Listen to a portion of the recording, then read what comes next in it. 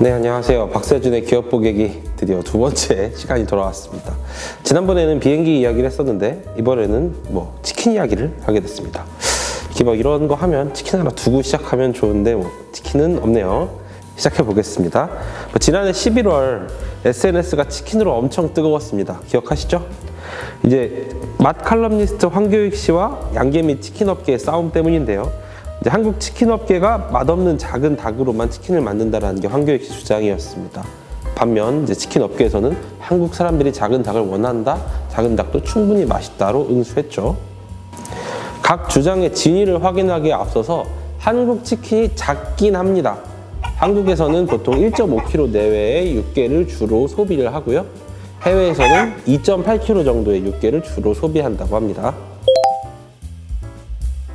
닭이 작으면 맛도 없을까요? 농촌진흥청 보고서를 일부를 보면 그런 내용이 있긴 합니다. 농촌진흥청이 발간한 육개 경영 관리에는 국내 닭고기 시장이 1.5kg 이내의 소형 닭만 생산하다 보니까 닭의 맛 인자가 충분히 쌓이기 전에 도개하게 된다라는 내용이 있습니다.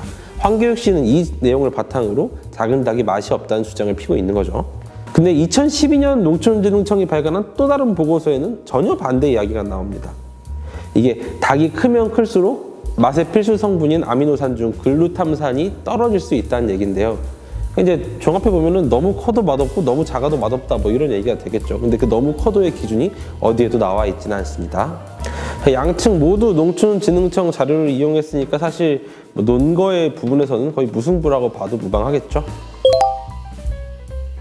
황교익 씨가 이렇게 작은 닭이 맛이 없다라는 주장을 편 게 이번이 처음이 아닙니다. 2015년에도 라디오 방송에서 비슷한 이야기를 하신 적이 있고요. SNS에서도 많이 얘기해 오셨던 주제죠. 이게 작은 닭이 큰 닭보다 맛이 없다면 큰 닭으로 튀긴 다른 나라의 치킨이 한국 치킨보다 맛있어야 됩니다. 그쵸?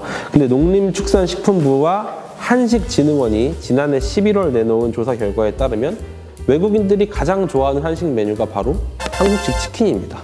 다른 나라에서 큰 닭치킨 있죠? 사실 프라이드 치킨의 본고장은 미국입니다. 이 미국에서 큰 닭치킨을 먹어본 사람도 한국 치킨의 맛을 인정해준 셈이죠.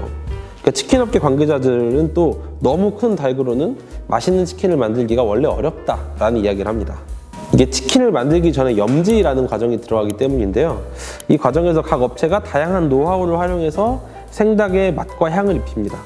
근데 이제 큰 닭으로 염지를 하게 되면 시간도 오래 걸리고 제대로 염지가 되지 않을 가능성이 있다는 거죠. 이게 집에서 치킨을 튀겨보신 분은 아실 겁니다. 집에서는 염지 이런 거 안 하죠. 그냥 생닭 좋은 거 사가지고 이제 튀김가루, 부침가루, 치킨가루 묻혀서 한 번 튀겨내고 두 번 튀겨내서 치킨을 만들게 되죠. 되게 오랜 시간 노력해서 만들었는데 생각보다 맛있진 않아요. 오히려 시켜 먹는 치킨들이 더 맛있는 경우가 사실은 많죠. 사실 그게 우리가 요리를 못해서가 아닌 겁니다. 이 같은 이유 때문에 양계업계나 치킨업계는 소비자들이 작은 닭을 선호해서 어쩔 수 없다라는 주장을 펴니다. 닭 한 마리를 통째로 소비하는 문화가 있다는 거죠.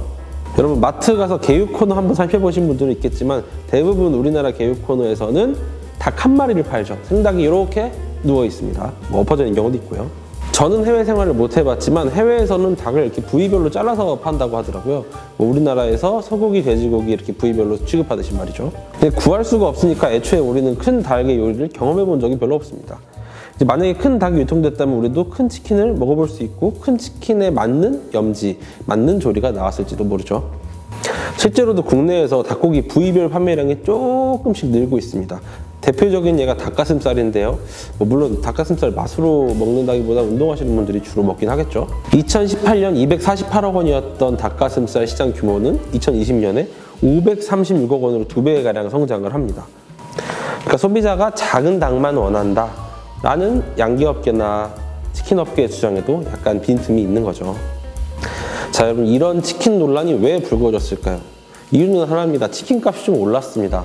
교촌치킨이 11월에 치킨값 인상을 단행했죠. 이제 허니콤보 하나 드시려면 2만 원을 내셔야 됩니다.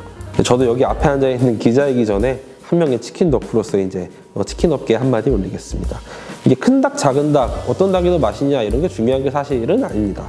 대부분 치킨 덕후들은 맛있고 다양한 치킨을 합리적 가격에 먹고 싶죠.